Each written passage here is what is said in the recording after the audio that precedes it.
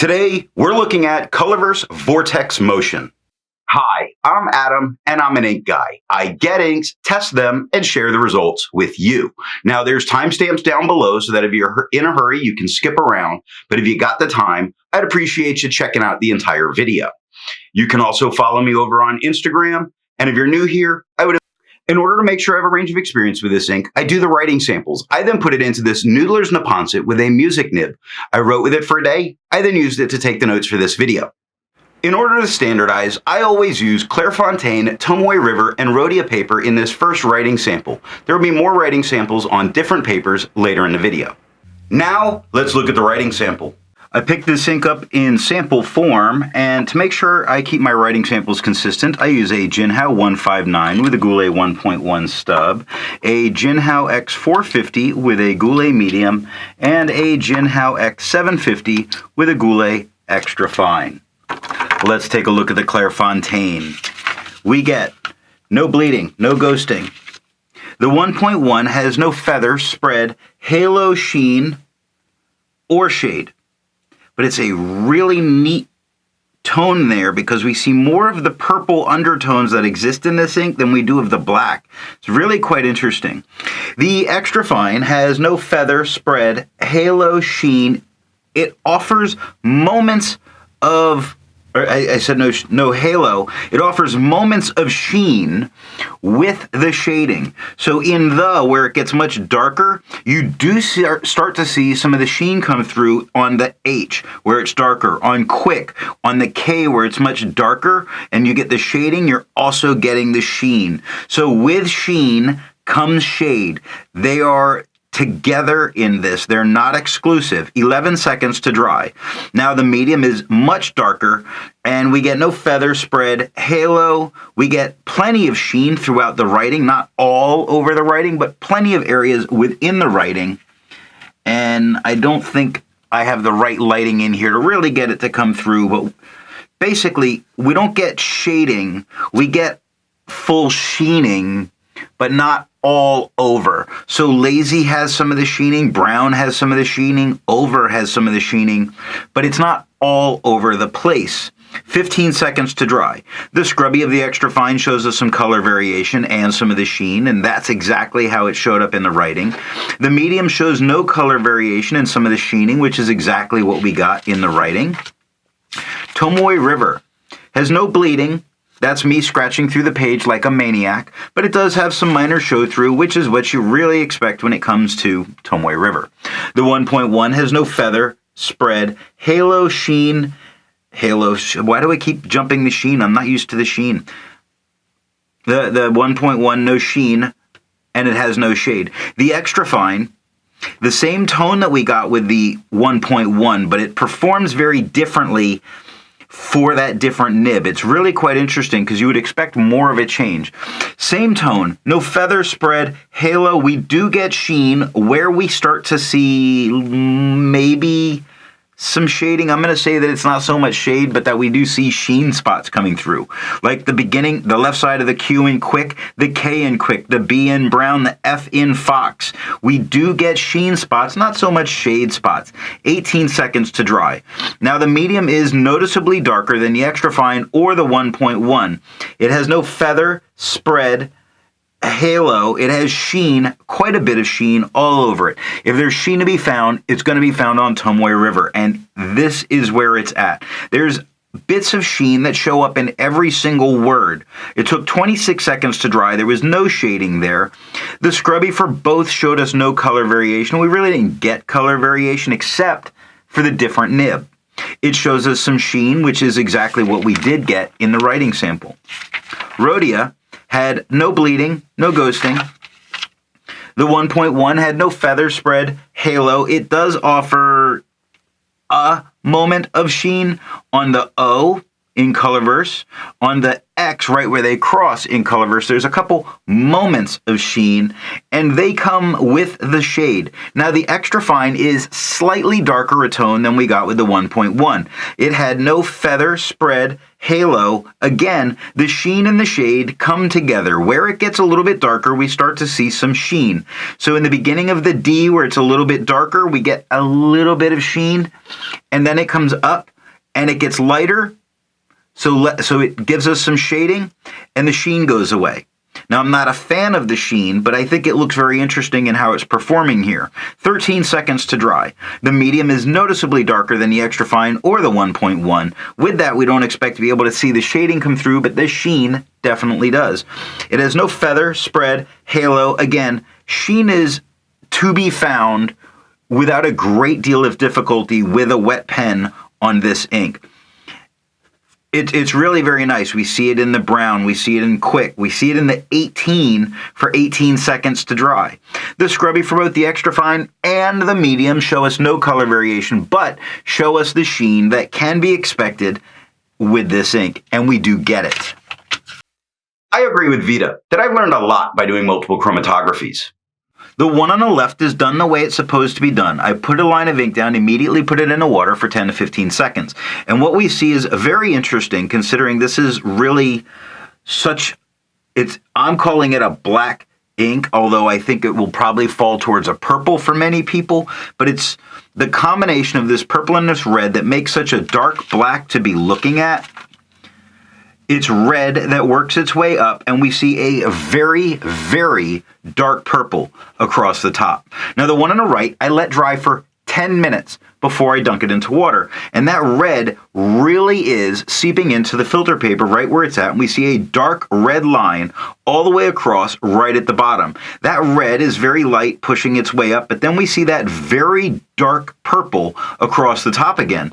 Now, that purple, or the purple and the red, neither of them went as far up the page, and that purple streaked down into the red more, so it wasn't moving as fast away. Resistance tests are done to see how well this ink can be expected to perform on the page, and more importantly, how hard it might be to clean from your pen. I let the smear dry for 3 days before testing it. Looking at the highlighter, I do not feel safe using this in a note-taking situation. I see that the H is feathered all over, the I is feathered together, the second H is completely blown out. I would be afraid of losing anything in a note-taking situation, so I would not use this as a note-taker if I highlight. Water reactivated and lifted the dark purple tones, but left all of the red that we saw in the chromatography. It makes me say that water is not going to be enough to get this out of your pen. And looking at the pen flush, it did everything that water did, but nothing more. It makes me feel like it's really not going to be enough to get this out of your pen. Now, this has not been a normal thing for Colorverse inks, but this is what I'm seeing here. It feels like if you leave it in your pen for a long time, this might be a problem. Now, I didn't have a problem with my pen that I tested, but it was only in that pen for 1 day. The 1/3 bleach solution did completely remove it from the paper. If you have to use a 1/3 bleach solution, just make sure that you completely flush your pen before you rust any metal parts. So you use the 1/3 bleach solution and get it out of there and wash it out with some water real well. I test ink viscosity with a tilt test that I'll link somewhere. Now, for the inks I've tested, I have found an average viscosity of 2.5, with the realm of normal being from 2.1 to 2.9. Colorverse Vortex Motion has a viscosity of 4.56. Now, you can't see that on this bell curve because it's an outlier. It's so far to the right that it's not really a part of my normal distribution. This is a very dry ink, which I'll have some comments on later, but this is quite a dry ink, but it's very dense. It's very thick, but dry writing. To find my average dry times, I use my writing samples, and for the inks I've tested, I found an average dry time of 17 seconds, with the realm of normal being from 13 to 21 seconds. Colorverse Vortex Motion has an average dry time of 17 seconds. So despite being such a dry ink, it recovered very quickly into having a absolutely average dry time. Instead of finding inks that look like Colorverse Vortex Motion, I would prefer to find an ink that complements its color on the page. I wanted a nice dusty blue to go because this is so dark and so sheeny. I chose Birmingham Pen Company's Andrew Carnegie Steel Blue. The second writing sample is done on Life, Levenger, and Franklin Christoph paper.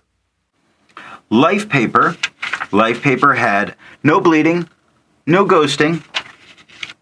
The 1.1 had no feather spread, halo. It only a little sheen on the E. And that's it. The beginnings, when I hold it to the light just right on the E at the end of Colorverse. Other than that, we really had no sheen. We had no shading in the 1.1. Now, the extra fine is a slightly darker tone than we got with the 1.1. It has no feather spread, halo. It does offer sheen. I keep skipping the sheen. I'm not used to coming across it. The sheen occurs again with the shading. The shade and the sheen are completely tied together. When more ink goes down, we start to get the sheen, like on the K in quick, the B in brown. The word lazy has a few different sheen spots throughout it. The seconds in 10 seconds to dry with the extra fine has some sheen in it. The medium is even darker than we got with the extra fine, which means we would expect to see more sheen in it. The medium has no feather spread, halo, plenty of sheen. There is no shading. The sheen can be found in most every word in different spots. It's not like it's constant and the whole thing. 15 seconds to dry. The scrubby for both show us not a lot of color variation, although in the extra fine, we did see color variation that came with the sheen. Both of these show sheen, which we did get in the writing. Levenger paper had no bleeding, no ghosting. The 1.1 had no feather spread, halo, no sheen, no shade. The extra fine is about the same tone that we got with the 1.1. It had no feather spread, halo. It does offer sheen, again, with the shading. They're completely tied together here. Like the letter H in the is absolutely got some sheen in it, along with that shade spot. The K in quick, which is darker, also has some spots of sheen into it. The word the, darker with some sheen. 8 seconds to dry. The medium, much darker than the extra fine. No feather spread, halo, plenty of sheen to be found throughout this writing. Wet pens with this ink seem to bring out its writing. 12 seconds to dry, or its sheen. 12 seconds to dry. The extra fine and the medium both show no color variation, although we got a little bit with the extra fine, but it came with the sheen. Both show the sheen that we did get. Franklin Christoph. No bleeding, no ghosting. The 1.1 has no feather spread, halo, sheen, no shade. The extra fine is about the same tone as the 1.1. It had no feather spread, halo, no sheen, no shade. This paper, although, it's very nice to write on, but it doesn't bring out all of those best qualities of inks. Like people that like sheen might not want to use this paper. The medium, 5 seconds to dry.